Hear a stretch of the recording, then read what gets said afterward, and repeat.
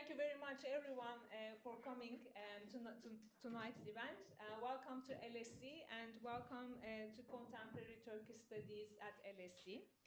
Also, it's my great pleasure to say welcome to this year's British Association for Turkish Area Studies John Martin Lecture. My name is Yaprak Gürsoy and I am Professor of European Politics and Chair of Contemporary Turkish Studies at LSE. Today, of course, marks a special date and year for us, and it's a special John Martin Lecture because 2023 is obviously, as you know, is the 100th year of the Turkish Republic. And we have a very distinguished guest and speaker today to talk to us about Turkish politics and foreign policy from the perspective of the Centennial of the Republic. Professor Şule Kut, our speaker, was a faculty member at the Department of International Relations at Marmara University. I think this is where she started her career in the late 1980s. True. Yes, true. But I had the great pleasure to be her student at Koç University. Between 1996 and 2000. That's exactly the year that I was a bachelor's student at Koç University. And I think I took 3 courses from you, including Turkish foreign policy and the Balkans and Greek-Turkish relations. She was a I remember you. You remember me, of course. you wrote recommendation letters for me so that I could go and pursue my PhD in the United States.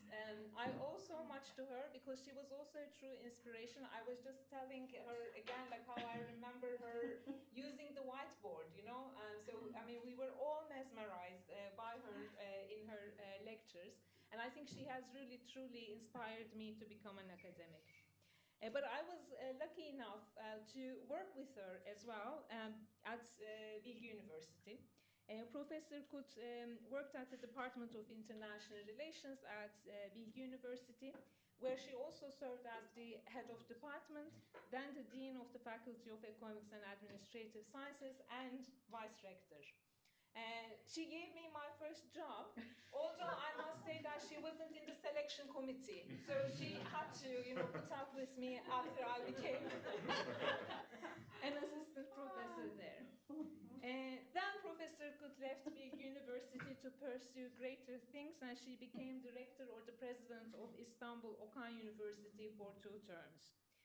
Throughout her career, I must mention that Professor Kut did not only raise academics, but she also endlessly and continues to serve the academic community.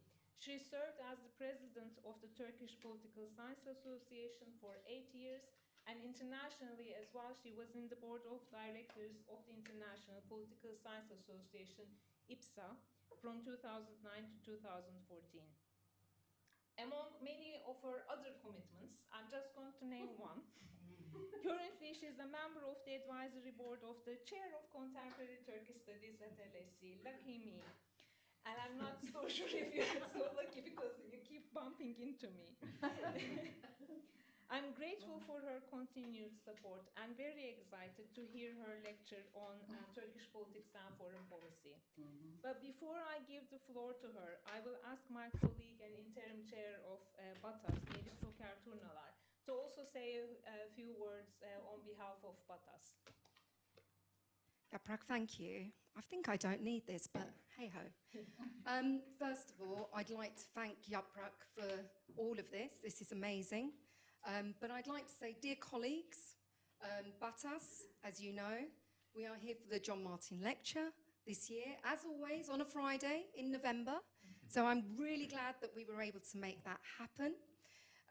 I want to be able to tell those who are not members of BATAS what BATAS actually is for. You know, what is our aim? Our aim is basically to bring together those of you who are interested in Turkish life, Turkish society, history, language and culture. So not just politics, okay, because that's what I'm interested in. Our dedication to this has become ever so much more important than ever before, as really this is a continuation, and it's a continuation of work that was completed by mainly my predecessor, Celia Kerslake, who I wanted to mention because, of course, as you all know, we sadly lost Celia back in February. So February was not only a difficulty for all of us who are interested in Turkey due to the earthquakes in Turkey, but also a loss for us, very, very close with Celia's death.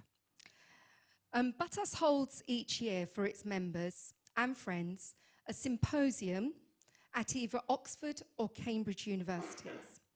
It holds an annual lecture, which has happened at Regent's University London, and now I'm really happy to say that we are at the London School of Economics. I'd like to thank the team here, especially the team that's headed by Yaprak Gürsoy, my colleague and friend. And I'd like to also thank Arzu, who has helped so much to make sure that this day was possible. Thank you so much. I'd like to, of course, as chair at this time for BATAS, invite you to recognise that we have council members here. So if you are interested in becoming a member of BATAS, please do find us at the end, because we would love to have more of you as part of us. But mainly, I'd like to thank Şule Kut, Professor Şule Kut, for being here. I'm not going to go into all the details of how much I know Şule Kut. She knows me. I know her. But I would like to say that I have the privilege of having been taught by not only Şule Kut as my boss at Istanbul Bilgi University, but also her husband, Gün Kut, when I was at Boğaziçi all those years ago. So the presence of someone who has always supported us, Yaprak and I, in between us, this is such a privilege. I think you realise how much of a privilege it is. You can feel it in my voice. But this presence of having those who will support each other is really something special. And that's why I'm so delighted that we have so many of you here as BATAS members. Yes, I just want to say, lastly, that Şule Kut for me is basically a mentor, and the beauty of that is it's not just about being an academic, but also about the life you lead, and hopefully we lead good ones following onwards. So please do come and see us at the end, and I'd love to thank, lastly, Yaprak Gürsoy, and I give you the floor. Thank you, Elif. Before we start Professor Kut's lecture, let me just make some technical reminders. Please turn off your phones. Please be aware that this lecture is being recorded, and hopefully we are going to make it available, if we do not have any technical problems later on, as a podcast and a video. And you will have a chance to ask questions to Professor Kut after her lecture. And then there's going to be a reception outside once the lecture concludes, so please stay for that. Professor Kut, now the floor is yours. Thank you so much.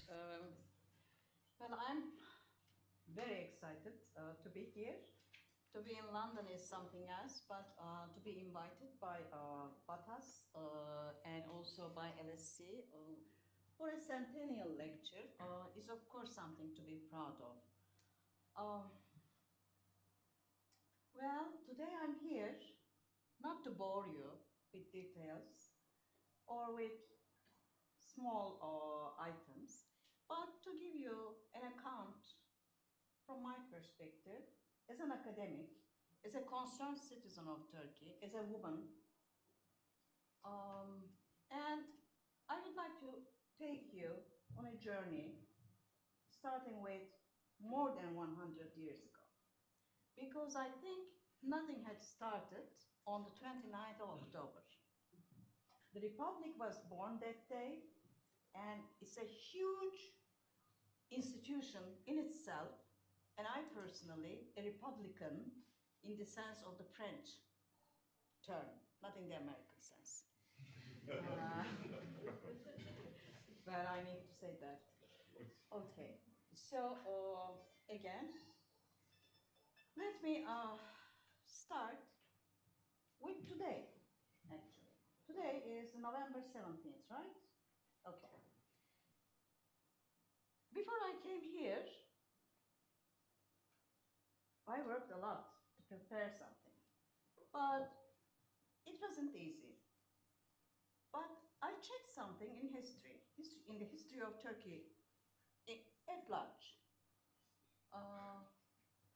What has happened on other 17th of October? Okay? And very interestingly, it leads to the Republic. In 1922, the last Ottoman Sultan, Vahdettin, left Istanbul aboard the British warship Malaya. And right after that, in 1922, before the Republic was proclaimed, monarchy was to be abolished. And it was abolished in an age of constitutional monarchies. It was so normal. And Ottoman Empire had ended as a constitutional monarchy. So it could very well go on. But no. Again in 1922, November 17, this time Sultan Abdülmecid became the new caliph. So Khilafet, I know there are many Turks here, was to continue right into 1924, meaning that 1 year later than the Republic was proclaimed. So 22 is an important year, but in 1924, again on the November 17, something else happened, and this may be a detail that even the Turks might not know. The first opposition party in the Republic was formed. And I think it's very important. It is important that it was very short-lived, but still it was important that it was formed. So, I'll mention maybe these days or these events later when we talk about the foundation years. But 1 week ago from today, we commemorated the 85th anniversary of Atatürk's death in November 10, 1938. Millions poured this year to his mausoleum. This may sound a bit strange. I mean, from a distance, he's already dead for 85 years. No single leader has attracted this much contemporary attention from his or her people, and for a good reason.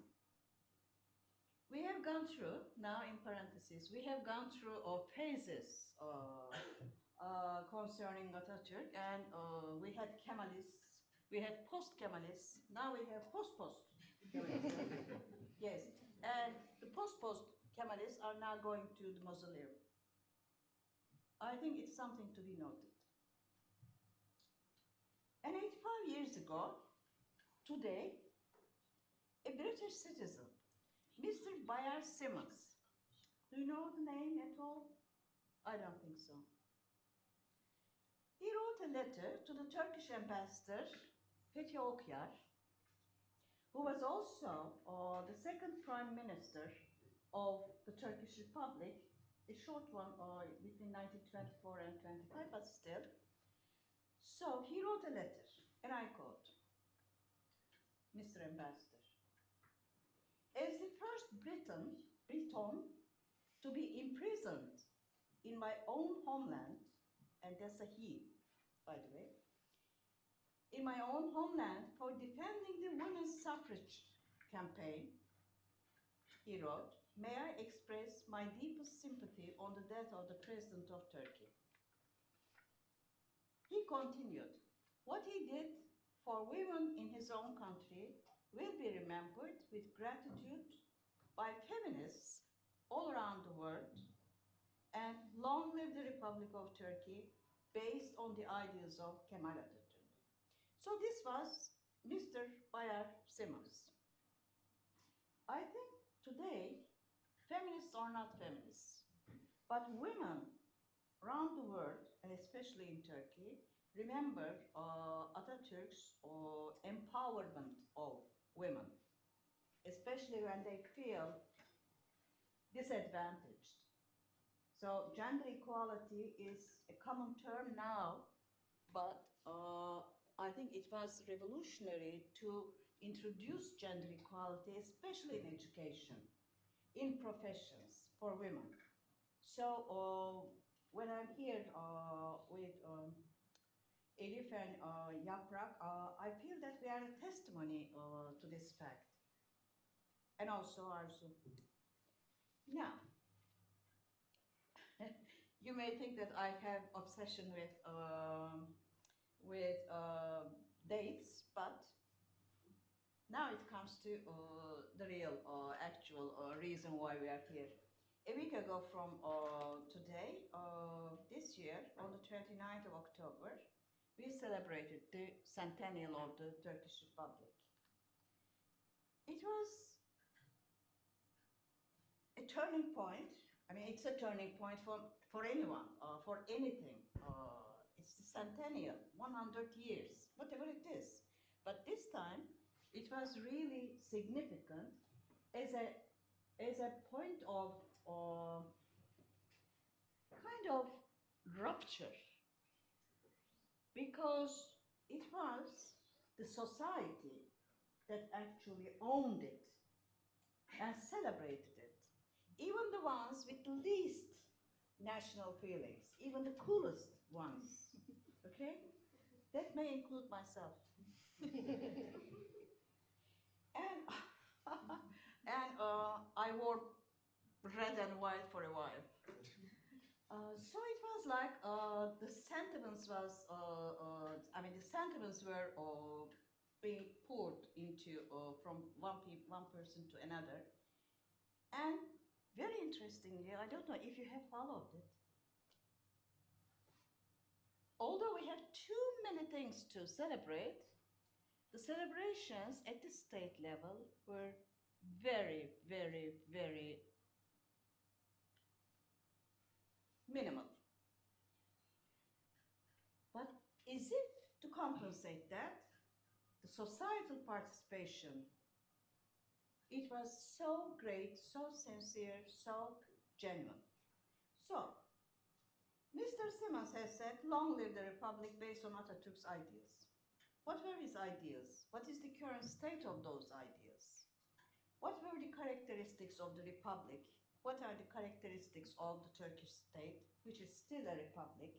And before the end, let me just say that I don't think, as some people think, that republic is not going to end, at least, I mean, for a long time. Okay, I mean, anything can end, but I think I'm not that pessimistic about the fate, even as it is, as the in terms of the founding ideas. So when you look at the foundation years, I think we have to spend a little bit more time than the other periods. In my opinion, well, at least in my speech, what I'm going to do is divide 100 years into main periods. There may be different types of periodizations. It's possible, based on anything, okay? I mean, it may be a good intellectual exercise for political scientists to try to do that. But I'll take the very commonplace division: single party, one party rule, multi-party, and that's it, okay? So, but in single party years, that is after 1923 until 1946, too many things happened. Now I'm going to focus on those. And in the multi-party years, multi-party period is not one monolithic period.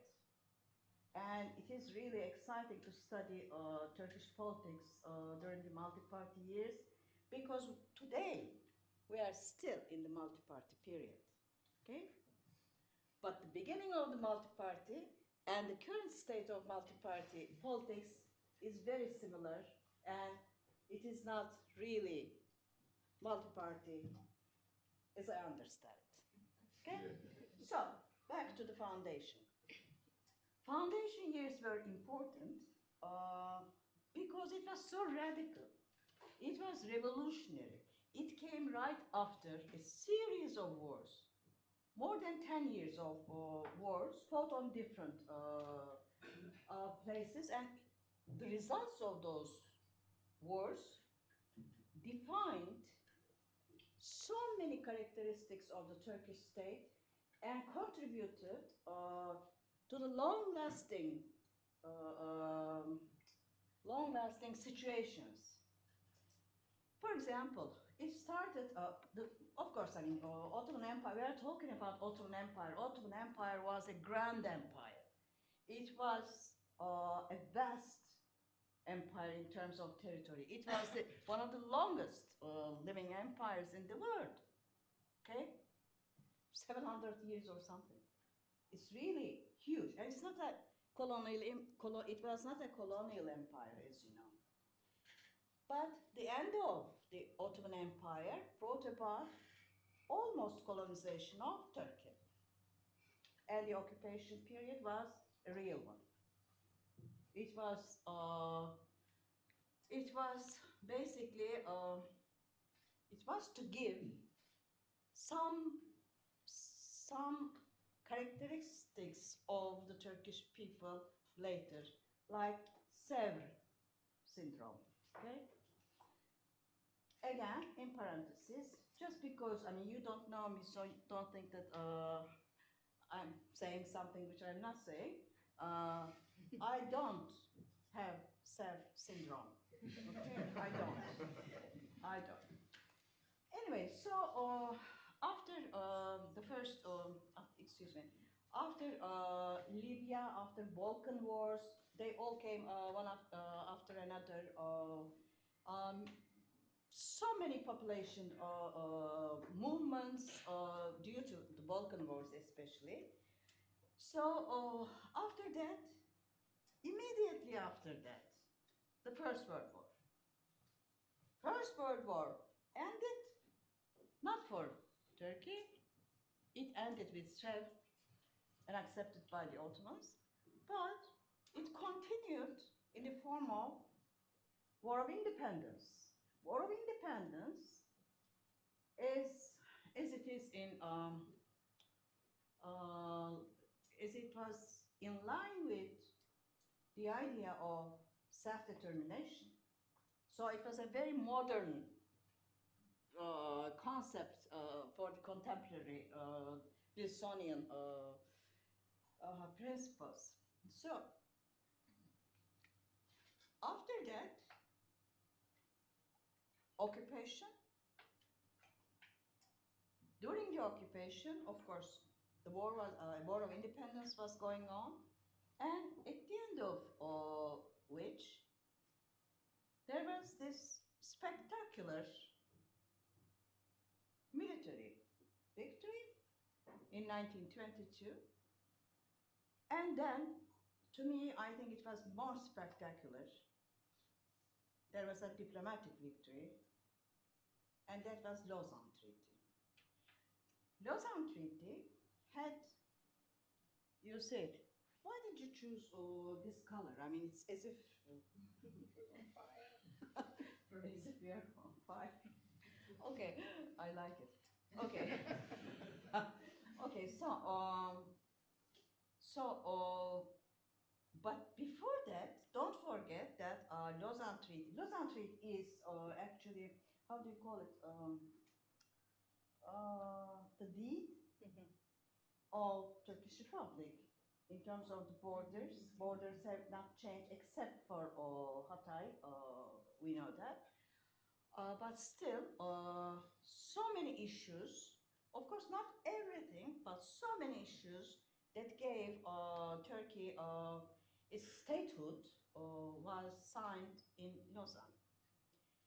And in Lausanne, it was not only the borders, but it was the independence, it was the sovereignty that was sealed.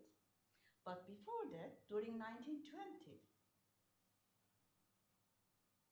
the parliament, the new national parliament, was established during the wartime. I think it's something huge. It is. I mean, you are fighting the same. We are talking about the same people. You are both fighting, and you are establishing the national will, national parliament based on the national will.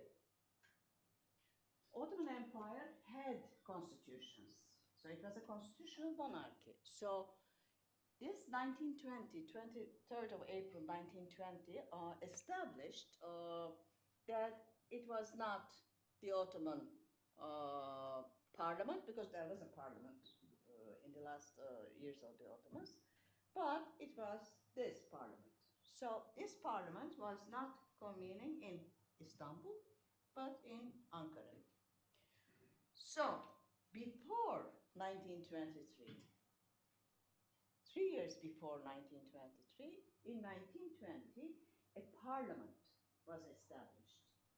I think this is quite far-sighted. It is a big thing. And we are talking about military people doing that, don't forget that, okay? It's not usually the case. I mean, they don't pay much attention to parliament or democracy. The existence of a parliament doesn't mean democracy. We all know that, okay? But still, this was important. And then after Lausanne, especially together with the Lausanne Population Exchange Agreement of Lausanne, of course, people changed places, the ethnic composition of the multicultural, multi-faith characteristic of the Ottoman Empire was torn, okay? But nevertheless, with whatever left, was created as a nation state.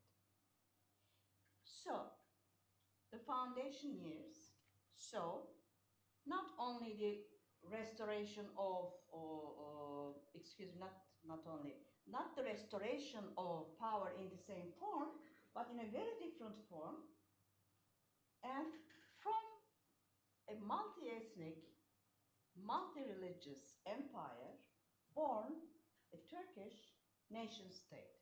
So, with lots of problems later to come to the surface, still, when Turkey was established in 29th of October as a republic, it already had a parliament. It had already abolished the monarchy. As I said, it was very possible to continue as a monarchy. He could be the monarch. So it was established. It had abolished monarchy, and then it's not only the nation building, but what kind of a nation building was important. That nation building, of course, there are lots of criticisms about that, and let it be. Okay. However, I think it's very important to note that civic, constitutional citizenship to us today is something normal. Okay? I mean, it's not really a big deal. But then it was so important, and we are talking about 1920s. Okay? Think about the international context.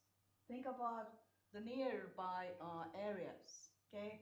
Think about well into 1920s. Think about the rising ethnic, racial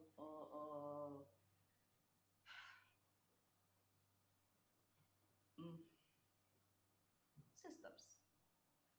And we are talking about interwar period, basically. So the nation was built as at the expense of identities of some of its components. This is undeniable, okay? But it was basically, as in the famous saying, it was whoever says, I'm a Turk is a Turk, okay? It doesn't matter. Ethnicities are not regarded as impediments or obstacles to being part of the same nation, okay? And some ethnicities were recognized, and Kurds was a recognized ethnicity then, okay, when it all began. And so this was a nation building part. Of course, I mean, I have to be very quick. Let me start saying a few things about the state building. So, nation state, but nation building, state building. It meant institutions, it meant constitutions, it meant reforms in all areas, okay? It was like a mobilization for reform, okay? One reform after another. And sometimes it was, some of the reforms were so ahead of its time. I mean, no one was about to criticize because, I mean, they didn't understand what was going on, okay? So, back to Mr. Simmons, okay? It was in 1934 that women got the equal right to vote and to be voted for elections, okay? Anyway, so there's a long list. I don't want to give a lecture about the reforms, but really, I mean, some of the reforms are so critical and so critical for today's Turkey too, because educational reforms, for example, were so well thought, so radically sometimes imposed, like the change of the alphabet, okay? By the way, let me say something about this alphabet thing. It is not, I mean, don't get the idea that everybody was able to read and write in Arabic, so they lost it all of a sudden. This was not the case. We are talking about 1920s, okay? And the general situation of the population in Anatolia and whatever left of trace after the wars was that people were so tired, so poor, so helpless. I mean, we are not talking about a normal poverty. We are not talking about just a single conflict, etc. I mean, it was a war-torn country. And out of the ashes of that country, not only a new nation state was being built, but also the properties of that, I mean, characteristics of that nation state was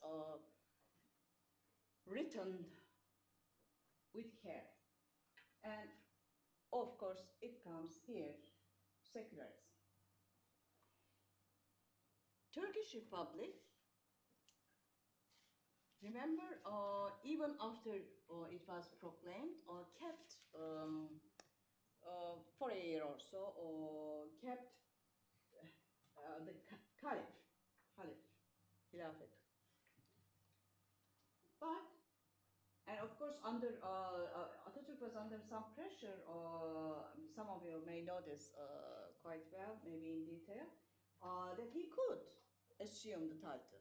Okay, but no, it was also abolished. That institution was also abolished, and in 1921 Constitution, there was something we don't see in the 1921 Constitution, right after the National Assembly was proclaimed. But in 1924 Constitution, not in the 21, but in 1924 Constitution, it was obvious that secularism will be the principle. So the tie between religion and governance was cut. Today we are still talking about secularism. Today we are still in Turkey. We are still talking about democracy. We are still talking about the properties of a modern republic. Okay, let me again say something so we can continue more easily. I'm a secular person. I believe in the value of democracy in personal sphere, in terms of association, whatever you have. And I believe that if there is no secularism, there is no democracy. This is not possible. It doesn't go hand in hand. Okay? So it is not freedom of belief. Freedom of belief, of course. I mean, I can only respect that. Okay? But without secularism, without a separation of, in the very Western terminology, separation of church and state, let's say, without that, it's not possible that you have democracy.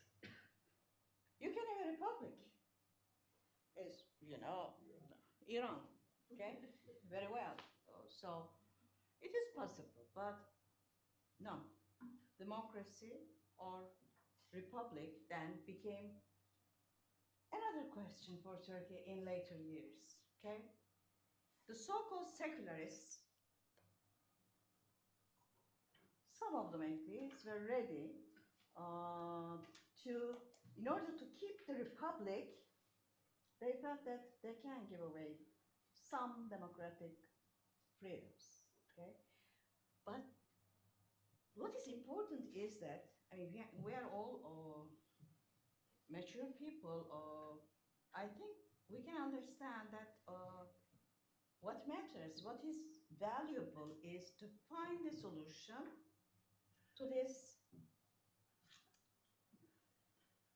strain, because there's a strain here, okay? Too much secularism may mean for some, I mean, just the crash of religious liberties, okay? So it's a tough question. I mean, there is no easy answer, okay? But I think this started from the very early days of the Republic to be one of the concerns or one of the issues here in Turkey. Okay, so I'm just skipping the reforms, or as you can see, you got the idea. So there was a single party at that time in 1924, or a short-lived experiment, later to be repeated in 1930, which was going to be short-lived again, opposition, formation of opposition parties. But there was this assembly, and then the republic was proclaimed, and so the republic was proclaimed against whom or what? There was no monarchy, it was already gone. National government of Turkey was the National Assembly, or National Assembly was the government of Turkey. Okay? It was, in a sense, I think, I'm not so sure about it, but like the Soviet type of ruling through commissars of the party. So when the republic was proclaimed, it was not proclaimed to replace the constitutional monarchy, but in order to curb the powers of the parliament. And this is important because there was from the beginning an attempt to separate the powers. Separation of powers is very important in any democracy, and I think today we are having this problem. Separation of powers meant, of course, you know it, executive, legislative, judiciary, okay? So it's something like checks and balances. So, in a sense, the republic was proclaimed. Erich von Sucker's very important work states that it was not against the monarch. It was obviously against the fully empowered legislature. There is no such experiment since then, okay? Legislature is the top, okay? It's not that easy to be too dominant for a parliament because it is made up of different pieces. But then executive became too powerful. And then came, guess what? It happens all the time. 1929, Great Depression. Okay? Global economic crisis. And we are talking about a country which was simply struggling to survive. Okay? And because of 1930, because of the economic crisis hitting Turkey so hard, in that condition, no industrialization, nothing, okay? 20% were living in the cities, but under what conditions? And 80% was a rural society with nothing at hand. So again, at that time, it was 8 years before Atatürk's death, there started the so-called etatism, statism. This statism meant the control. Control of economy, control of the production, control of means of production, and it meant heavy industry, okay? Heavy industrialization.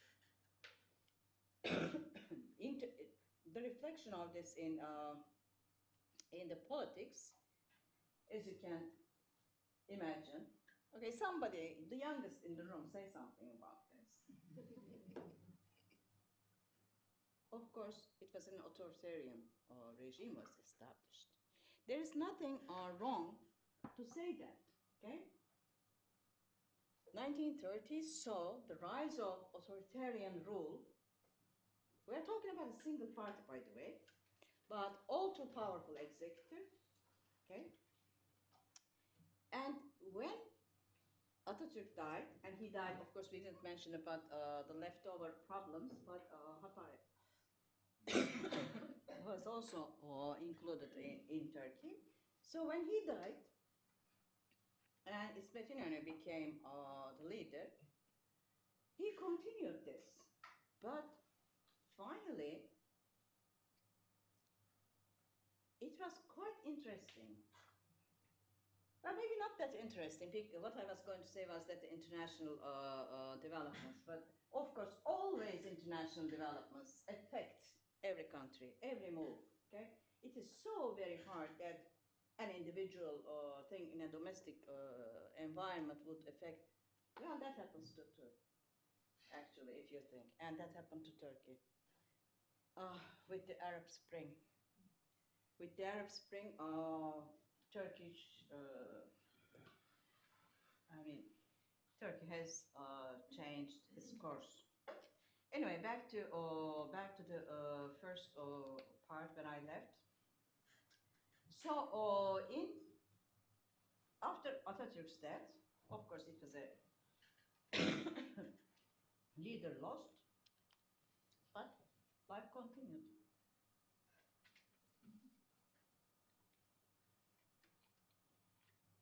And there was opposition within the party, and times were changing, and the interwar years was producing fascist, Nazi states, and the rest is, 1938, Atatürk died, 1938, Germany invaded Poland. So life went on, as you can imagine, and that was what we were going to call World War II. From a distance, after all these years, by the way, I didn't say this, I was very sick before I came here. But it's gone, don't worry, I'm not going to spread this virus. We all are. May I say that normally we set 40 minutes, so if you wanted to take a break or something like that in 5 minutes... No, I'm going to finish. I'm going to finish. I'm going to finish with the most exciting. And I'll leave it to the question part. Anyway, so, and Turkey did not participate in the Second World War. Of course, there are people here who know it better than me. And it didn't align itself with anyone, and it was the end of it. It was when at the end of the World War II, Turkey became part of the Western international order. But it is not only then it became part of the international order. Since its establishment, Turkey looked towards the West, be it for modernization or for institutional participation in organizations, this and that. But after that, after the Second World War, Turkey became the founding member of the United Nations, Council of Europe, NATO, IMF, World Bank, OECD, whatever you have, okay? So those were the years that I remember much better. But actually I have lived, I have witnessed, I mean, some of it as a baby, but still, I witnessed 2/3 of the Republic. So when my colleagues, and I'm going to stop it, and so when my colleagues asked me to talk about things that I know best, like the Balkans and international relations, wars, this and that, I said, I mean, because I have lived 2/3 of it, I think I owe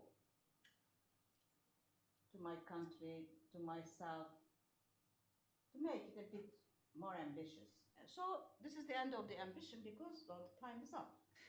But anyway, so I wanted to talk about the whole thing.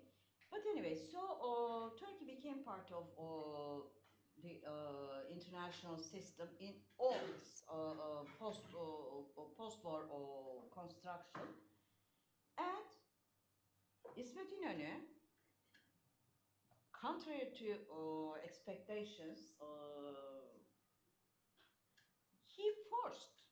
he put himself into the table, saying that Turkey must start multi-party parliamentaries. So multi-party elections, the first multi-party elections, as most of you of course know, was held in 1946. Many people start the multi-party period with 1950, but this is not correct. I mean, because it was there. Okay, it was not fair, the elections. It was not free. Okay, but there was this attempt, and Turkey started this journey. Now, in 1950, Democrat Party came, and Democrat Party proved to be coming out of CHP, the main party. It proved to be, to no one's surprise, a very hegemonic party. So it started to act like single party, like the one party. So I'm underlining this in order to give an idea that even in multi-party politics, depending on the situation, the winners may very well display authoritarian tendencies. And if the system is designed to allow them, they use it. They use power. So, and Democrat Party acted even more fiercely than the CHP. And then Turkey had its first of of many military interventions. Military intervention in 1960 was a coup, not by the whole army, but it was a coup by the military people in the lower ranks a bit. But it was a military coup in 1960. Then what happened? Of course, the execution of the prime minister and his friends. But then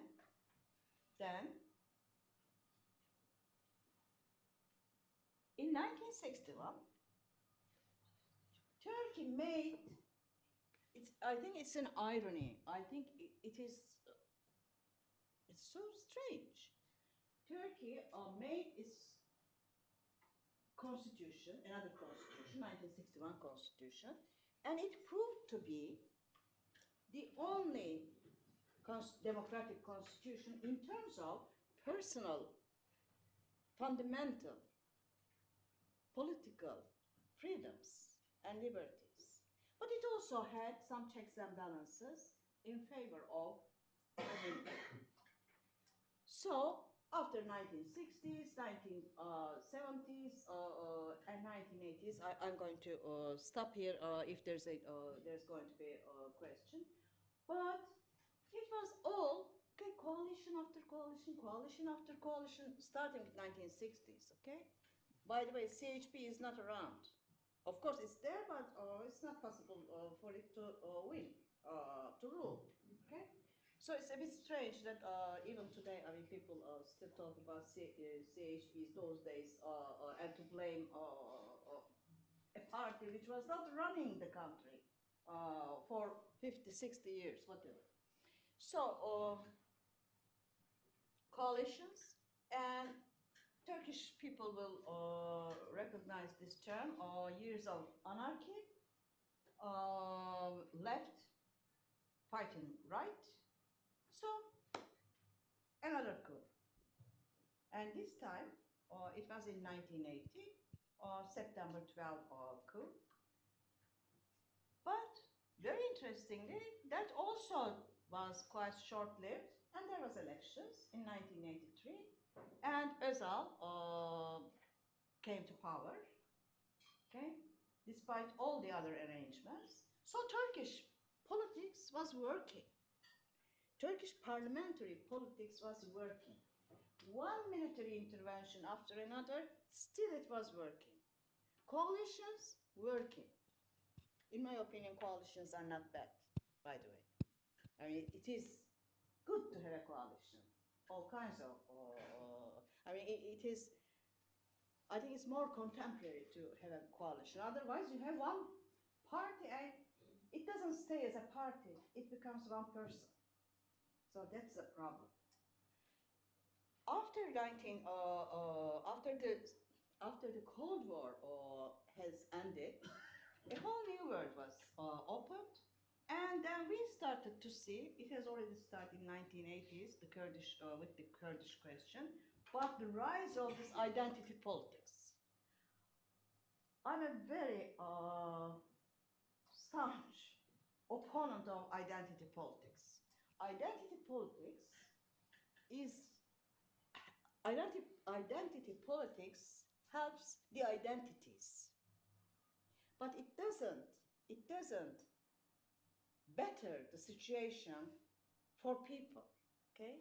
So identity politics was on the rise. Of course, there were many reasons for that, but dissolution of Soviet Union, dissolution of Yugoslavia, all kinds of remembrance of former ties, new relatives, this and that. And in Turkey also the rise of PKK activism. So Turkey, at one level, in the international level, was very active and in the right direction, meaning that acting together with the international community. Okay, so sending military, humanitarian assistance to the conflict zones. Okay, but nothing to engage unilaterally. Okay, so however, 1990s, in terms of Turkish domestic scene became another period that wasn't quiet. And finally, 2002. Okay? 2002, there are many reasons why AKP came to power in 2002. Many reasons. Many reasons. But one reason was the electoral system. If the threshold was different, it was not possible for any to receive that many seats in the parliament with that many votes. Okay? So it was not a big change, but it was due to the electoral system. But after that, it, how do you call it? It capitulated on the weaknesses of the other political actors, and it became the champion of Turkish democracy. I remember those days, like many others will remember here, that I mean, we were so close to the European Union, okay, and one reform after another. I was surprised. I was very, very surprised to see that those things were happening, but it was happening. I mean, remember 2004, eternal question, Cyprus question. Look, I mean, it was going to be resolved. Conflict with Armenia, it was going to be resolved. So things were going at a crazy levels. Then, I think such periods are not very much long-lived, and things started to change. Of course, we didn't mention economy at all, but we can talk about it. Economy is important, or the changes in the economy, but whatever. So, one election after another, the same political party with the same leader was elected. And today, this year, in May, for the first time for Turks, Turks went to the elections. How do you call it? İki dereceli. İki dereceli. Two-tier elections. That was another thing that, I mean, they didn't know what to do. This happened, really. But anyway, again, he won. Now there are explanations. Of course, I respect all the explanations. And one explanation says that it was the fault of the opposition that he again won. I think this is very easy to say. Because first of all, when you look at the opposition, opposition had acquired double, I mean the main opposition being CHP, the Republican People's Party, had received double of what it used to get in this election.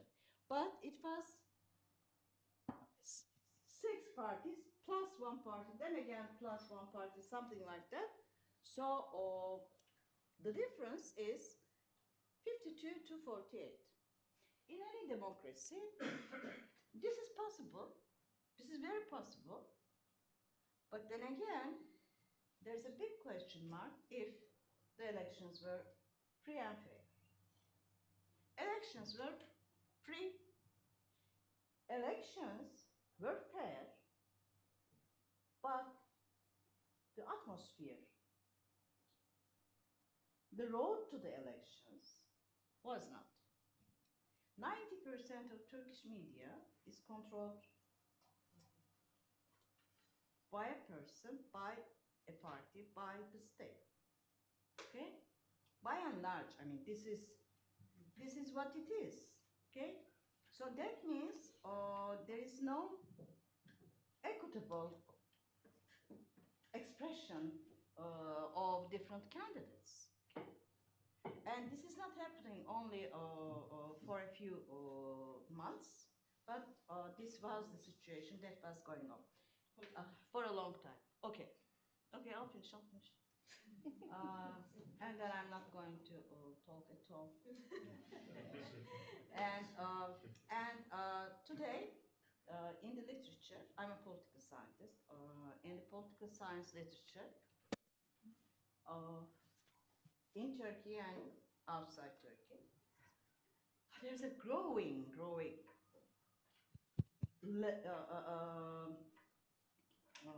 amount of literature calling Turkish regime either as or labeling Turkey as democratic decay, democratic collapse, democratic erosion, or authoritarian, simply authoritarian democracy, competitive authoritarianism, patrimonial democracy, patrimonial authoritarianism. Okay, it is not because people's minds are confused. Okay, it is because each of these pay attention to different aspects of the terms. Okay, now. And these are not just value judgments, these are simple scientific pieces. So I will leave you with these. No, I'm not going anywhere. But no, you have to answer questions now. Okay. Okay. Okay. Thanks for listening. Thank you very much.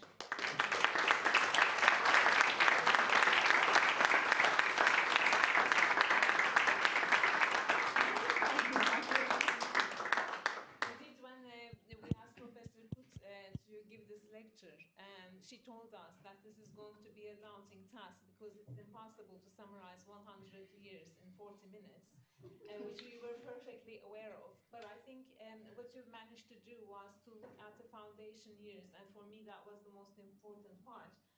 From the hindsight of the 2020s.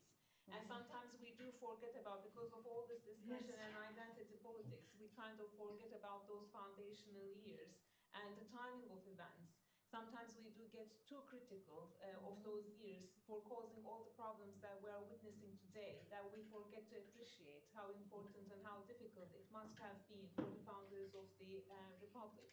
So I would like to thank you on behalf of everyone for reminding us those first 20 years. And of course, you had to skip ahead very quickly.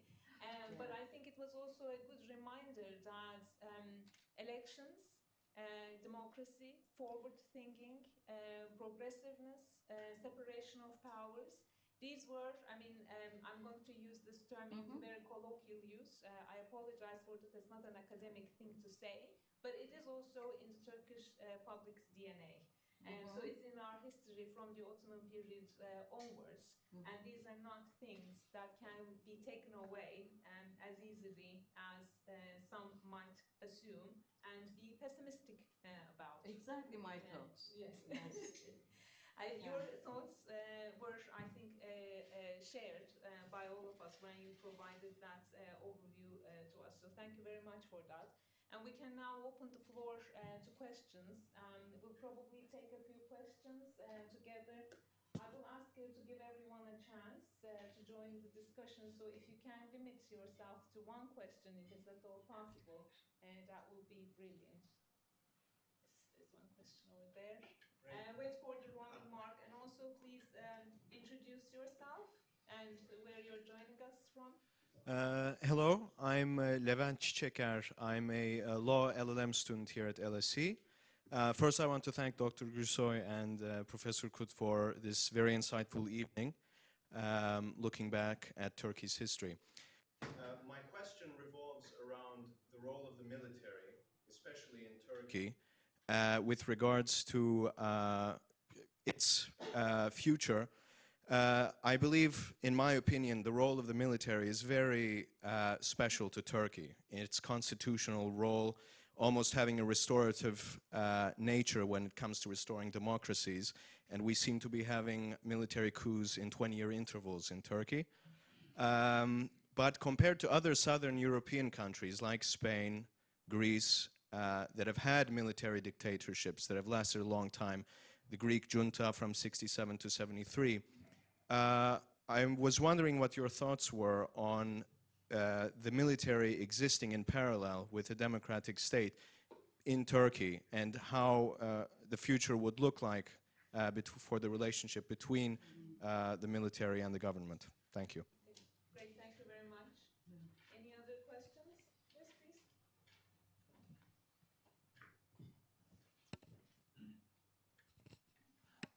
Thank you very much, Professor Kut. My name is Kazım. I am an engineer living in London. So my question is from the everyday man's perspective. So I would like to draw a line like 200 years ago and today. Let's say on one hand, we have someone living in a small village or town in Turkey 200 years ago, and his grandchildren, probably 10 generations later, today in the same place. What I observed that, I mean, when we're talking about the Turkish history and all these foundation and republican things, these grandfather and grandchild have similar inclinations. So like both of them love the absolute power. So all these democratic things happened in between. Looks like an unusual things in their lives. And for some reason, we couldn't convince those people about all these reforms and other things. So what might happen wrong and still people are going back and supporting the same authoritarian things at the very first opportunity, do you think? $1 million question. There's one more question here I'll take, and then we'll join other rounds after Professor Kut answers the first set of questions. Thank you very much. Please Professor Kut. introduce yourself as well, if it's okay. It's okay. Thank you. Thank you so much. Dr. Nazan Adalı. I'm not in political economical world. I'm in the healthcare world. I'm a consultant orthodontist in the NHS facial deformity. But being of Turkish Cypriot origin, I would love to hear your view of pre-1974 position and your view of what the future holds, particularly after the recent UN meetings in September. Okay, so I'll give you, I'm going to be very authoritarian. Okay, I'm going to give you 5 minutes. Everybody is authoritarian. Because there are more questions. Yeah, okay. Okay, on the role of military, I'll be very, I have to be very short. Yes, of course, military had a significant, very particular role in case of Turkey for two reasons actually. Because the founders came from the military ranks and they became Democrats. That's one thing. And secondly, it was the constitutional arrangements that allowed for that. But I believe, personally, as a political scientist, I mean, everything during the Democrat Party period has already been lived. If the first intervention had not taken place, then Turkey would probably be a very different country. As of today, the role of military is, I don't know if there is a role, I mean, it's decimated. I mean, I'll be very, I will feel very lucky if the Turkish military, as military, okay, as a professional army, is sufficient enough to protect me, okay? So, back to the barracks, definitely. So it has changed, but it has also, the military tutelage is gone, and it was gone during the AKP, or Justice and Development Party rule, and for that, in order to exhibit their support for the destruction of that position of the military, that many people who would not vote for AKP voted for that. But one after another, since 2007, all the constitutional changes came one after another, because now There's no military tutelage, but there is civilian tutelage. So it doesn't stop that. Your question, coming to your question, I thought you were going to ask something about urbanization. And I'm very much interested in that. I'm not familiar, and I'm reading about it. It's incredible. But anyway, so why people keep leaning towards authority? There are many explanations. I think political psychology may answer that. But don't forget that the international setting, I mean, just look at the situation. Who could imagine some of the leaders who come to power in the world? You said it, I didn't. So, I mean, from Venezuela to Hungary, we are not talking about Central Asian leaders or Middle Eastern leaders, okay? We are talking about the Western bloc, right in the middle. So things are like that, but I don't know the answer. But of course, there is one explanation. If you like, you may think that's. People like power, and when they do not have that power by themselves, in themselves, they want their leader to be more powerful than themselves, so they can look up to it. I mean, there's this explanation. I mean, at times I find it useful to understand, but I don't know. I mean, authoritarian leaders are on the rise. Authoritarianism is on the rise. Turkey is not alone. So this is a categorical regime type. It became. This has become. Okay. So and what is intriguing for me is that we are talking about this in the 21st century. I mean, we are about to finish the first quarter of the 21st century. I could understand that before. Maybe I'm still naive, but I believe in progress. I mean, there must be progress towards a better future than yesterday. So I mean, that bothers me a lot. Your question, Cyprus, is very hard. I mean, I don't know how to answer your question. But in terms of 1960s, Cyprus question, everybody knows about it, right? But Cyprus question did not start in 1974 when the Turkish army intervened. Cyprus was a state in itself with two communities who were power sharing and under the guaranteeship of Great Britain, Greece, and Turkey. So it did not start in 1974. It could start. It could have started in 1974, but it started 10 years ago, at least 10 years ago, when the atrocities against the Turkish community had started. And of course, we didn't talk about the US at all, but the US position is important. Back then, there was no EU, but after there was EU, and it was so important how the EU had approached the problem. And of course, we didn't have time to talk about this, but those issues are so significant, and it tells you something about the nature of the European Union. Not only about Turkish foreign policy, not only for the fate of the Cypriots, but it has something about the European Union. European Union, Turkey took European Union as a strategic ally, like it took US as such. But there is no strategy. There is no strategic thinking in the EU. If there were, Turkey would become a member.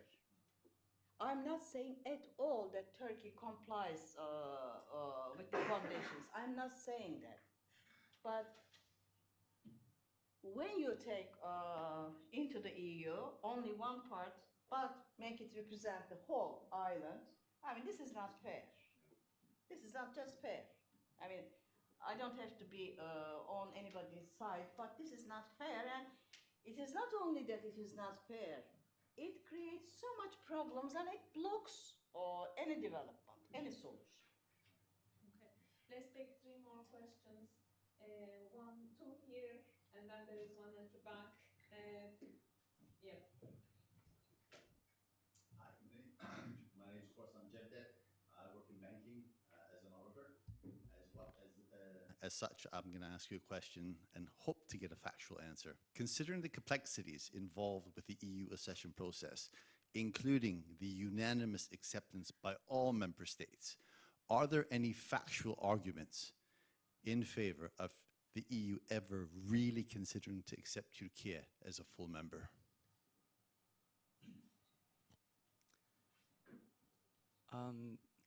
Yeah, EU, Turkey, okay? No, I have too many notes for that. I brought the 2023 EU Commission report with me, so I think that explains. No, I'll come. Even going back to the 2002-2004 period, okay. the highlight days. Okay. I've moved my whole life abroad. Born locally, lived my whole life abroad. I've never thought that the EU would ever accept us. Okay. I will come to that. I will come to that.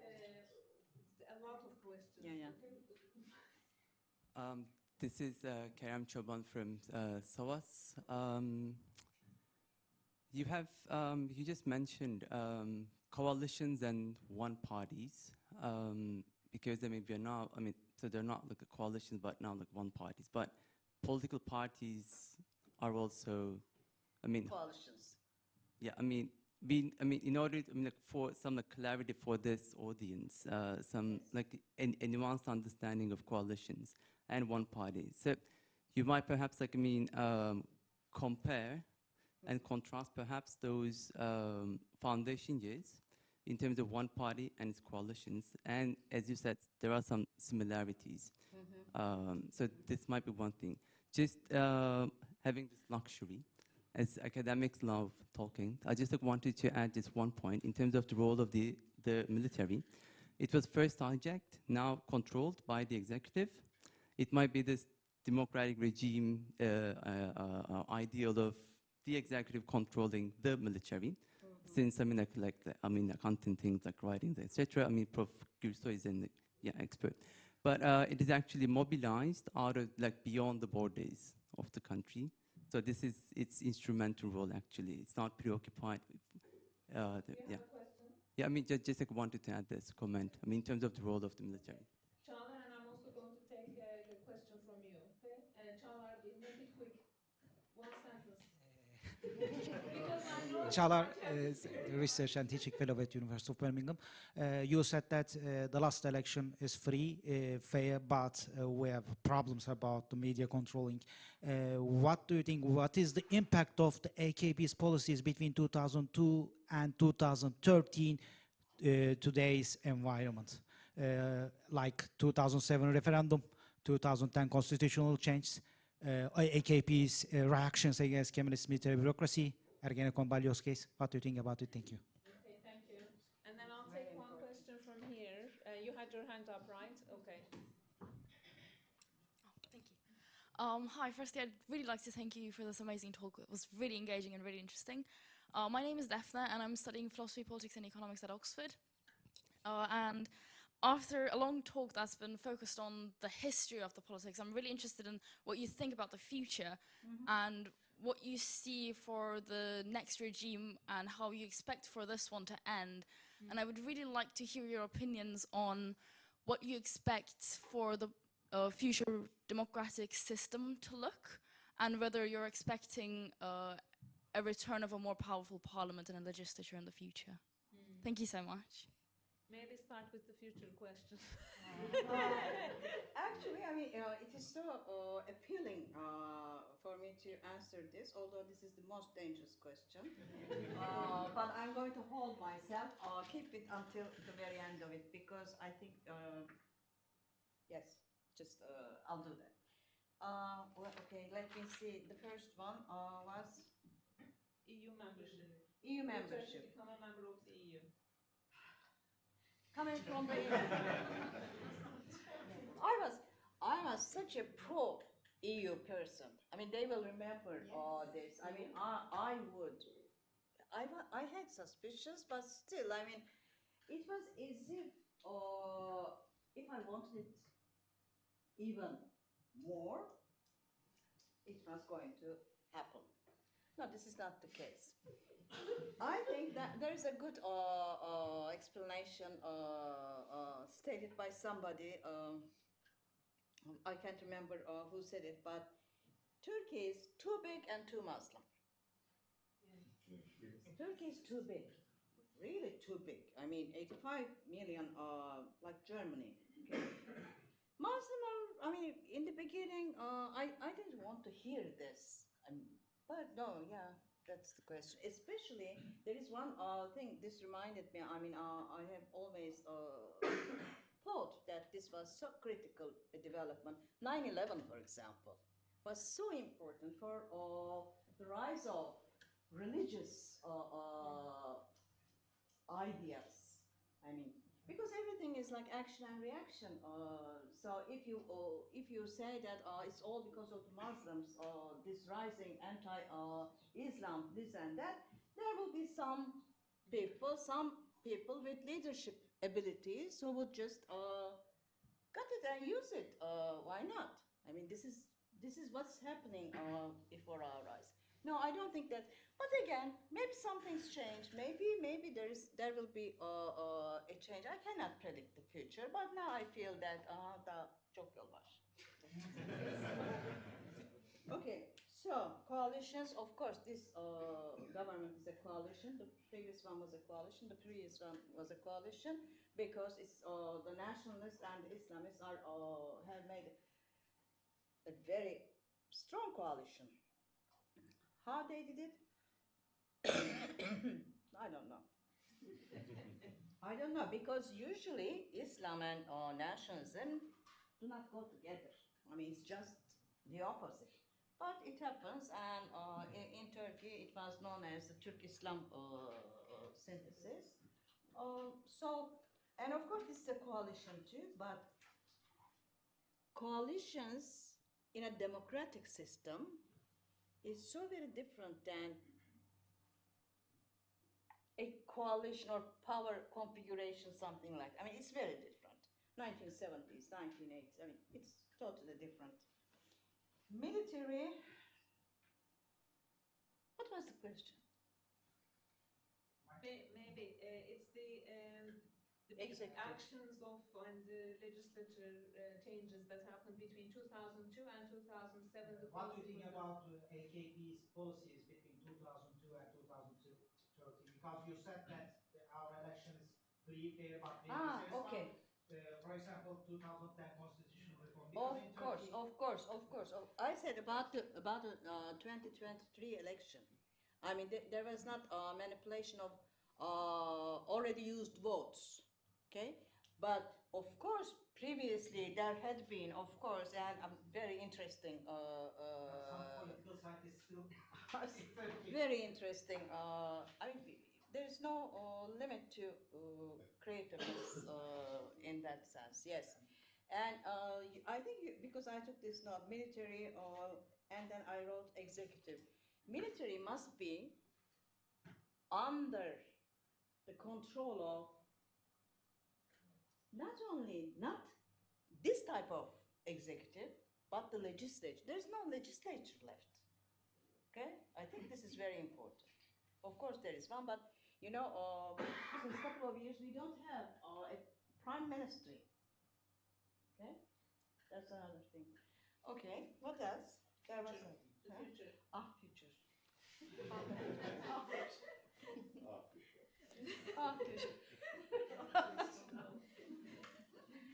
Okay. Maybe I talked too much, and I got also kind of carried away. But I am a cautious optimist. Okay, I cannot change my way of thinking after this age.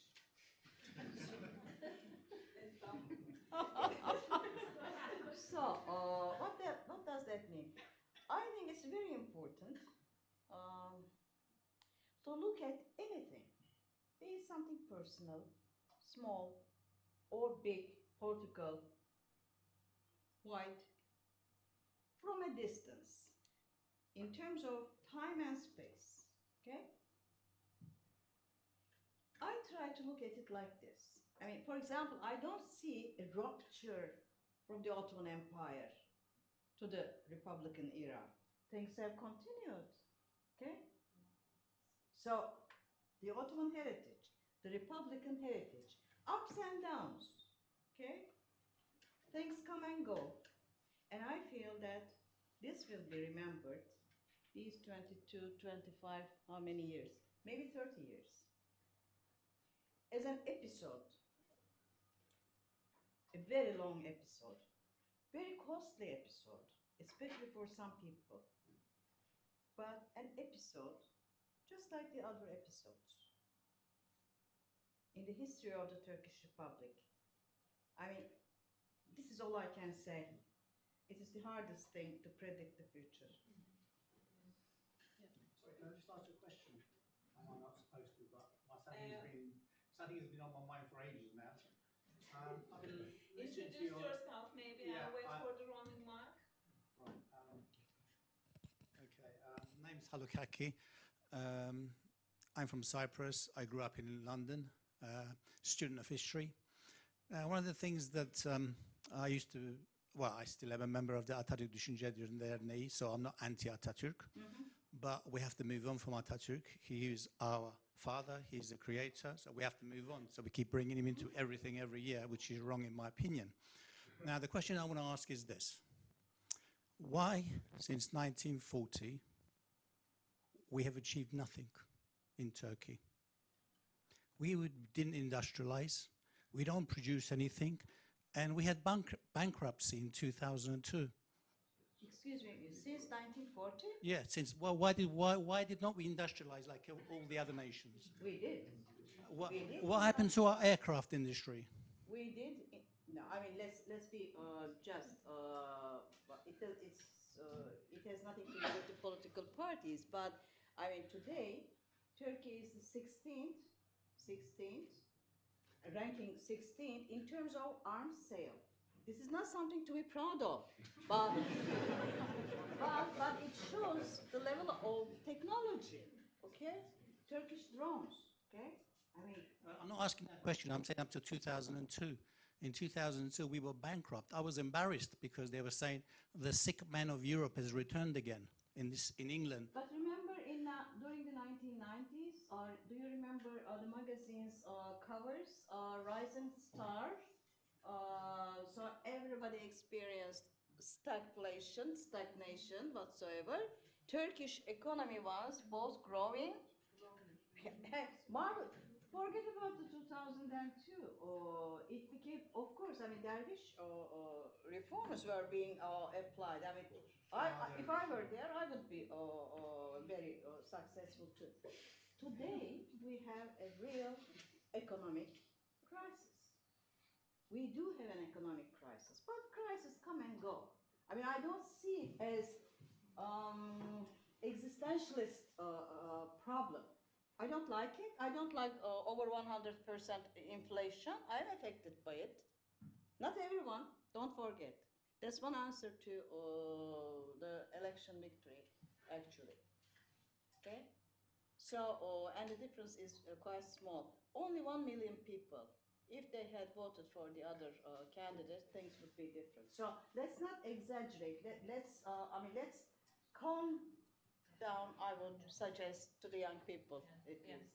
I think that was a very sincere question and answer Yeah. session. So I thank you like very all. much for Thank everyone. you. I mean, Thank you. we will have a chance to talk more outside. But before you leave, please stay. Elif, you are going to. We had a small gesture. Yes, we do. We do have a small gesture. We do. Do make sure you stay for drinks and nibbles outside, but